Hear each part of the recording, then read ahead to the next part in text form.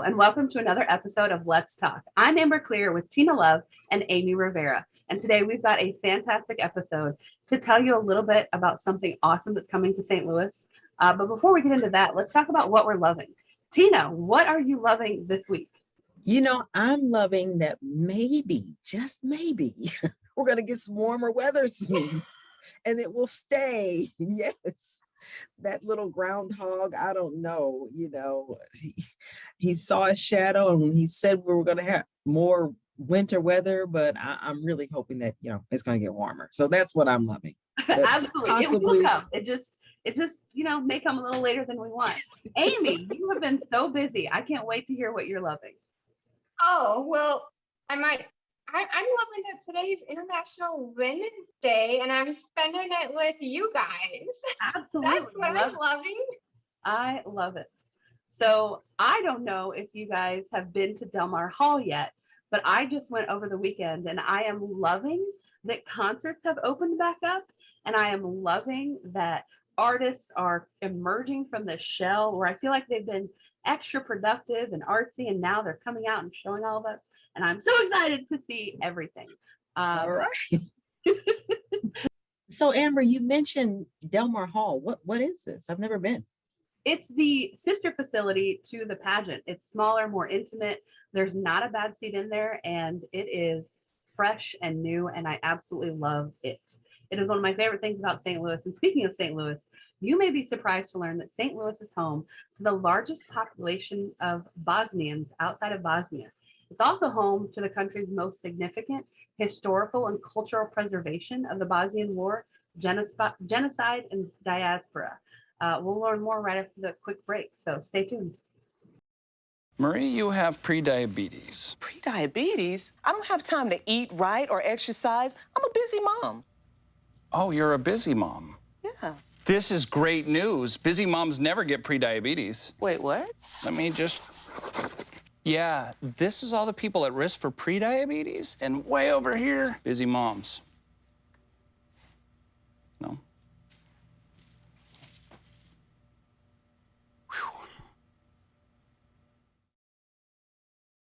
Welcome back to Let's Talk. Since 2006, Fontbonne University has worked to preserve the stories of Bosnian genocide survivors and their families.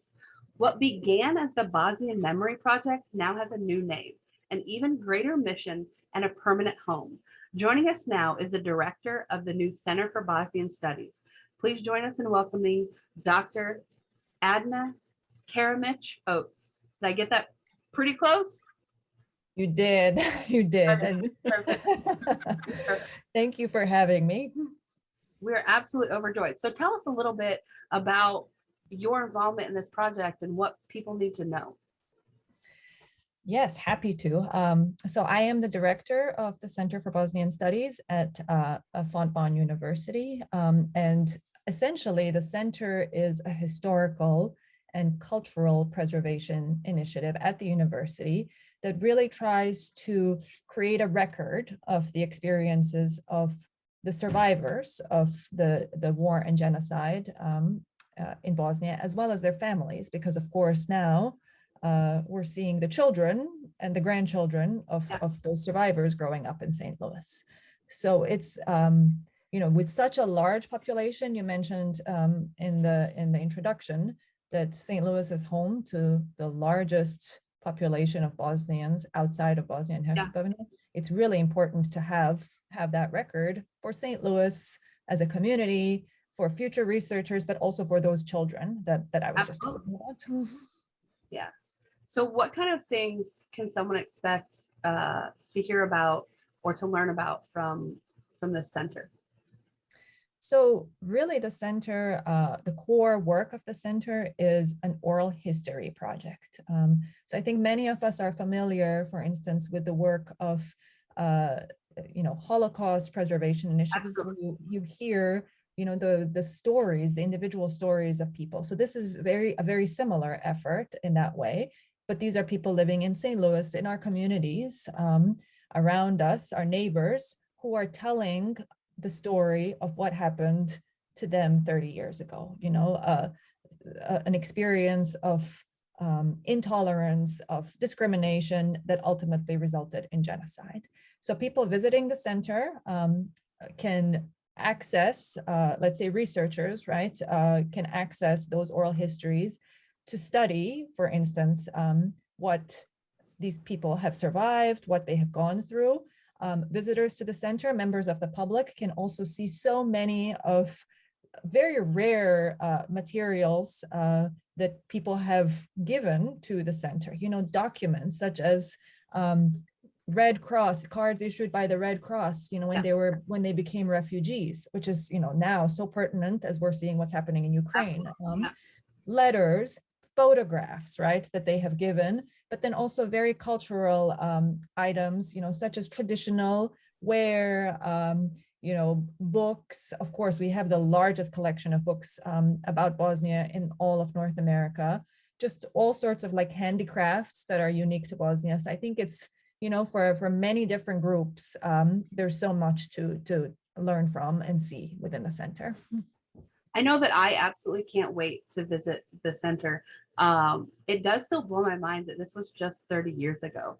And I think that sometimes we are forgetful, but 30 years is not that far. What are some things that you hope that people take away from their experience at the center? You're right. 30 years ago, when you say it, seems like a long time ago, but we also have to remember that there's people that have survived that, for whom that memory is very fresh. And what I hope people visiting the center will take away is that really that intolerance, right, that we see around us in many different environments, whether it be Bosnia, whether it be Ukraine, whether it be the United States, right, that it can lead, if it's not handled from the very get-go in a way that addresses the root causes of intolerance and discrimination, that it can really spiral.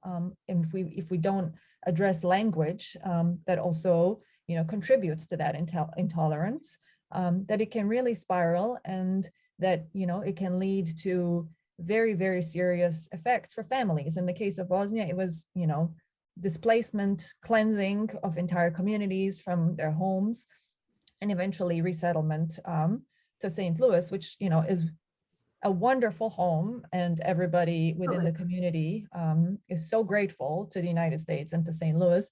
But the root of that was very difficult and tragic for those people. Yeah, Absolutely was.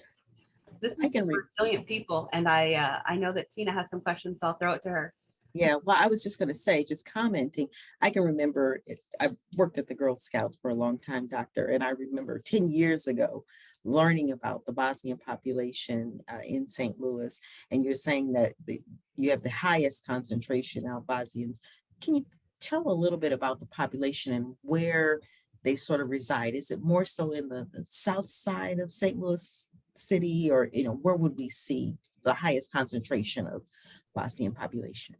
Absolutely. So when Bosnians first started arriving to St. Louis, which was in the mid-1990s, they were first resettled into the area around Bevo Mill, so Gravoy and Morganford, sort of that area. And I think what's interesting is that during the years that they lived in that part of St. Louis, they really contributed to revitalizing that area. And a lot of businesses there still are Bosnian owned. So bakeries, butchers, insurance companies, trucking companies. The other thing that they did in that area was to refurbish a lot of the housing because they settled there. So, and that was also, by the way, with the help of Midwest Bank Center, which is the primary sponsor of the Center for Bosnian Studies, but from the very beginning was providing the loans to arriving Bosnians for housing and for opening up the businesses.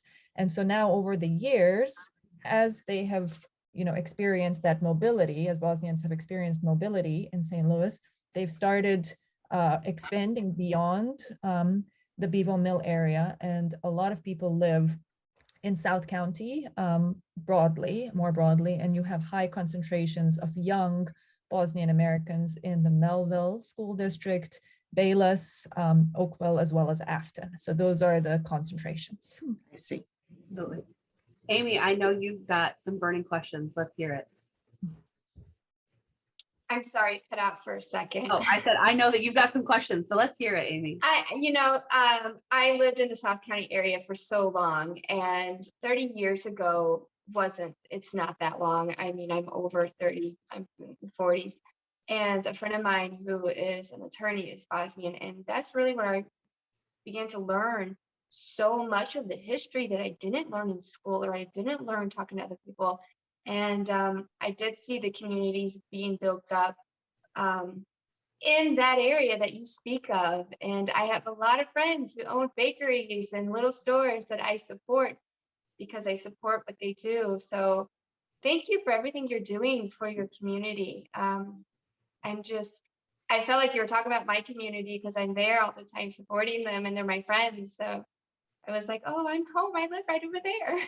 So that's thank so you good to much. hear that you're visiting those businesses. And I think definitely residents of St. Louis have really become lovers of Bosnian food and all sorts of things. Absolutely. So Yes. that's good to hear.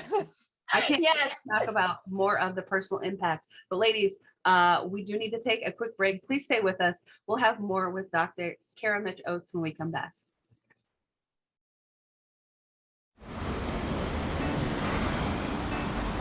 Hey, let's check out this park.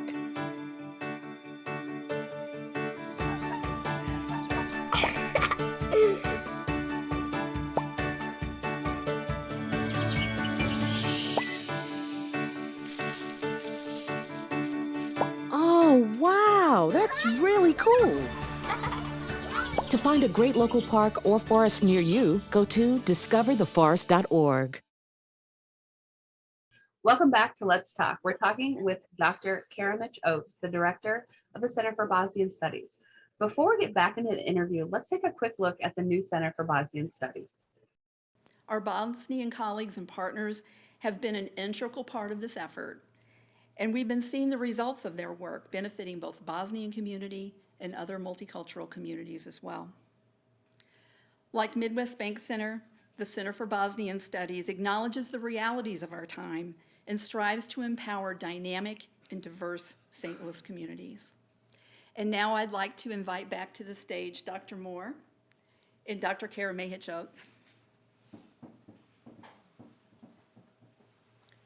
Dr. Moore, thank you for your work in serving the Bosnian community. And thank you for bringing the Bosnian Memory Project, now the Center for Bosnian Studies, to fruition.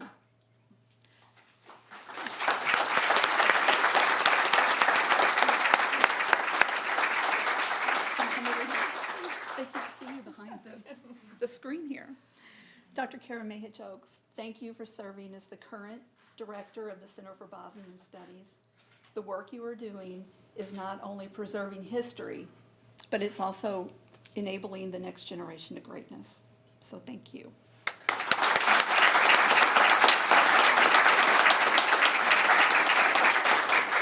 And now, on behalf of Midwest Bank Center, I have the privilege to present this plaque to the Center of Bosnian Studies to celebrate and honor our relationship.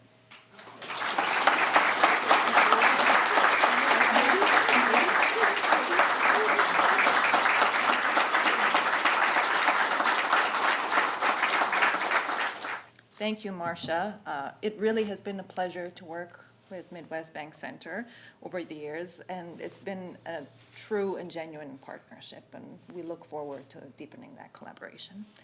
So now, with gratitude as a member of the Fontbonne community and as a member of the Bosnian community, we want to celebrate our partnership with Midwest Bank Center and declare that today, March 1st, 2022, the 30th anniversary of the independence of Bosnia and Herzegovina, we have the official opening of the Center for Bosnian Studies, and it is now open.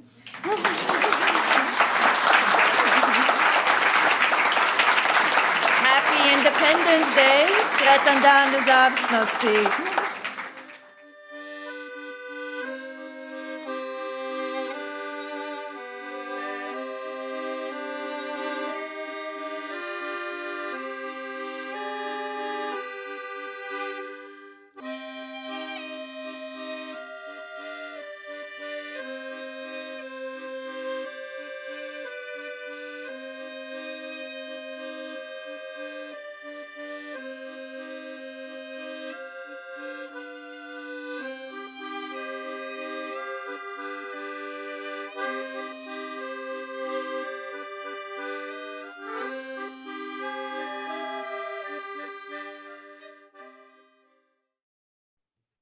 Well, welcome back. I know that I can't wait to personally visit. That looks like a super educational facility that reminds us that war is people and not just a word and images we see on TV.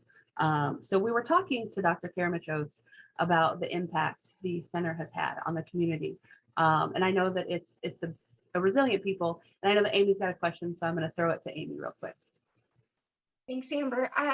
Doctor, one of the questions I'm sure we all are wondering about is, what about the youth? What about the generation that is growing up in St. Louis now? How can we better impact them and prepare them for a fruitful future in St. Louis? Well, thanks for the question. It's a great one because also at the center, the youth is absolutely part of our focus. Because we are seeing now, we had the first generation of Bosnians that came as refugees in the mid-1990s. They're getting older now, but their children came when they were young, and those children are now, 20s, 30s, in some cases having their own children. So we are seeing new generations of Bosnian Americans, growing up and living in St. Louis. And it's really important for them to know their legacy, their backgrounds, to understand themselves better, their identity. It's also important for St. Louis, the St. Louis community and youth in St. Louis to know who their peers are. So we are working with high schools in the South County of St. Louis to support courses on Bosnian American Studies, where students are learning exactly about that, the immigration to St. Louis. Why is there such a large population of Bosnians here? And learning about each other. But also, I think what's really important in that work is that the students are conducting interviews or these oral histories themselves, right? So they're getting a very practical experience and very personal experience of hearing the story of somebody who has suffered something tragic. So we work with them to develop those interviews, show them how to do it, and then they conduct those interviews, which is just a really fantastic educational experience. Sounds like it gives them a really personal and deep connection with something that they may have only heard about in passing. Because I know that probably is the best way to learn about something. Tina, I know you've got a question. Let's hear it. Yes. And the doctor has mentioned something tragic, and I can't help but think about what's happening in Ukraine and how it parallels with or sort of resembles what people from Bosnia have experienced, and they're having to relocate.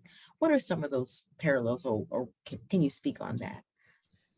Absolutely. And I can tell you, as a Bosnian American, watching what's happening in Ukraine, I think, is bringing back a lot of memories for the whole community. I can imagine. Because 30 years is, again, not that long, but there are so many parallels. I think the biggest parallel is that you have a completely innocent population that really, was minding its own business, was living their life, right? And the aggression and belligerence of somebody else, is now completely uprooting their lives. And that's absolutely tragic.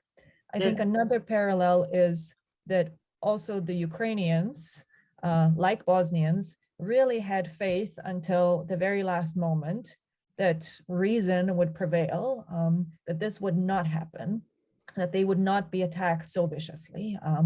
And Bosnians were very much like that, you know, so in a way that they were not mentally prepared for what came next. And so they were shocked afterwards. And I think we're seeing that in Ukraine as well. And then the refugee outflows, of course, because, you know, 2 million people from Bosnia were displaced.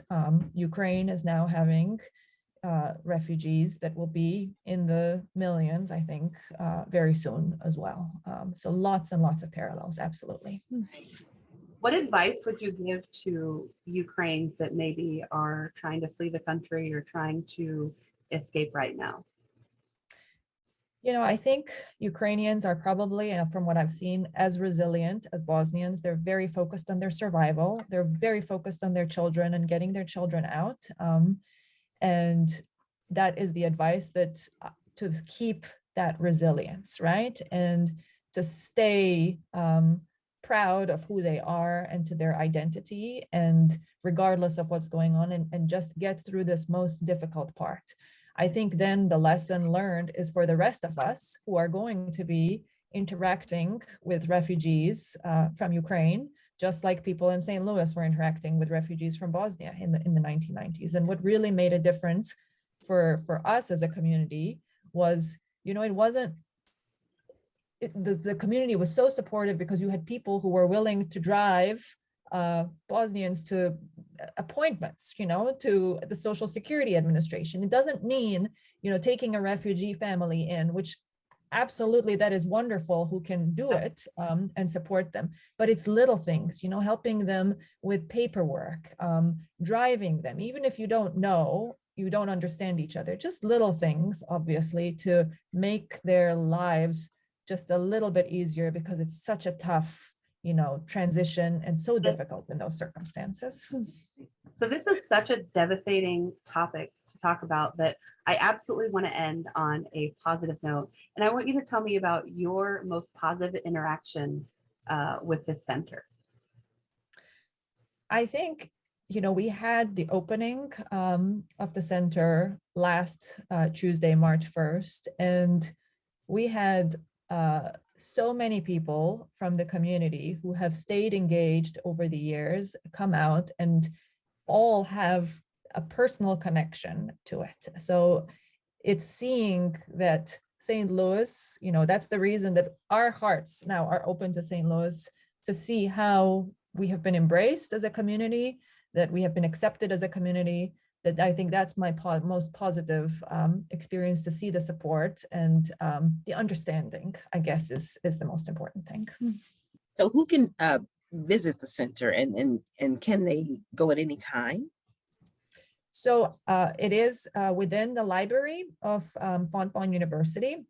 So it's within the normal, you know, opening hours of the library, but it is open to students and to the general public, as well as to researchers from around the world, because so much of our materials, they're physical, but they're also digitized. And we are already seeing researchers from around the world accessing some of the things that we have digitized for their own work. So I think it has those multiple layers of accessibility for the public.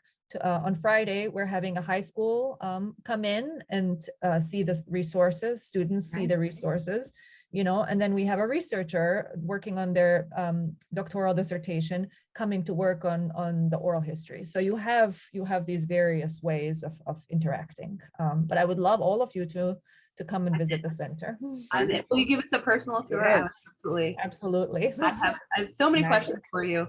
And I do want to say thank you so much for joining us. And I am so proud of you. I love how enthusiastic you are about such a daunting subject. So I absolutely love your vibe.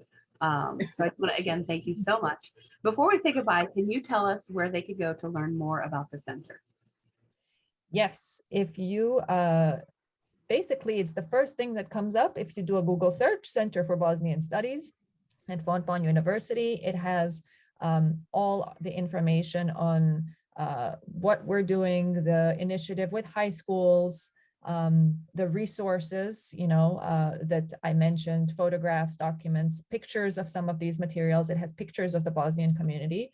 So I would really encourage everybody to just put Center for Bosnian Studies in Google. It's very easy. We're in. Wonderful. Again, thank you so much. We're going to take one last break. Please stay with us. More Let's Talk when we return. I'm Jenny Garth, and as a mother of 3, I know kids worry about a lot of things. Getting enough food to eat shouldn't be one of them. But here in America, that is a real worry for 1 in 5 children. This is unacceptable, and something Feeding America is working to solve. Through a nationwide network of food banks, Feeding America serves virtually every community in the United States, including yours. See how you can help your community. Visit feedingamerica.org. Together, we can solve hunger. Together, we're Feeding America. Welcome back. And Amy, Tina, I hope that you feel the same way I do in recognizing that this is a center that's going to help people remember that war is more than just a word. It's an impact on people deeper than we can even understand as Americans right now. Oh my gosh. Yeah. I can't imagine. And when she was talking about it, immediately I started thinking about the people of Ukraine and what they must be going through. And then how that might be, somebody who's been in St. Louis for a while, experienced some of this, a flashback, it just kind of makes you really think about, what they've actually gone through. It's just awful. It's just awful. Agreed. When I talk about my story of being misdiagnosed for over 30 years, I think about the trauma that comes to that. I can't even imagine just 30 years ago going through what we're seeing happening in present day. Yes. So the trauma and the emotional baggage that's brought, I think there's a lot of healing that needs to be done in the community, and she's healing people. Yeah. I absolutely love it. I would like to speak to her more and ask her more about her personal involvement and how she got involved, but just didn't have time. I know for me, I didn't grow up in St. Louis. I grew up about 2 hours away, and once I got to St. Louis, I worked at the St. Louis Zoo, and I made friends at the gym, and I made friends with these Bosnians that I had no idea. I didn't grow up and learn about this, and then I found out that it's the largest population of Bosnians outside of Bosnia, and these are great, hardworking people. So yes, it was one of my fondest memories of. I mentioned the Girl Scouts back 10 years ago.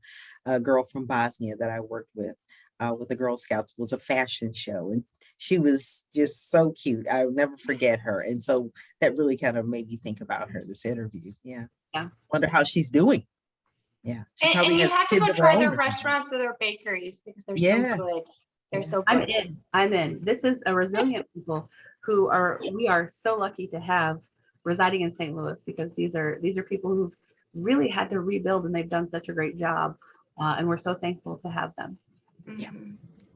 We'd like to thank our guest, Dr. Karamehic-Oates with the Center for Bosnian Studies, and thank you for joining us.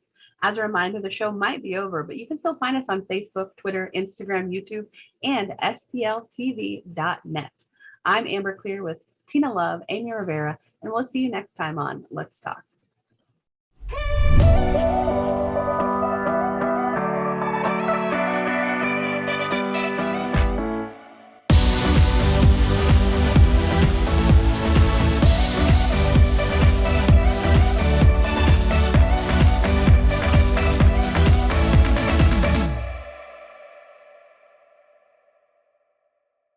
Three, two, one. Hello, and welcome to another. That was weird. I'm going to do that one more time. Okay, I got this. Be yourself. Be yourself. My is a person that runs into a room screaming and runs back out. Okay, 3, 2, 1.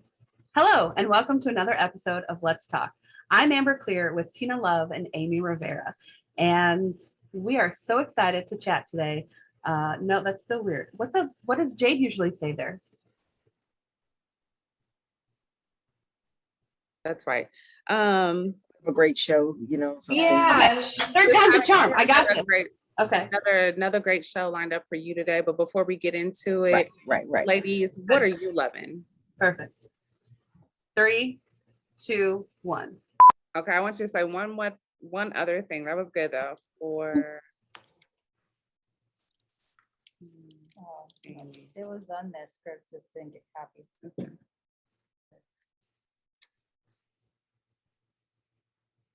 Yeah, Amy. Amber. Clear.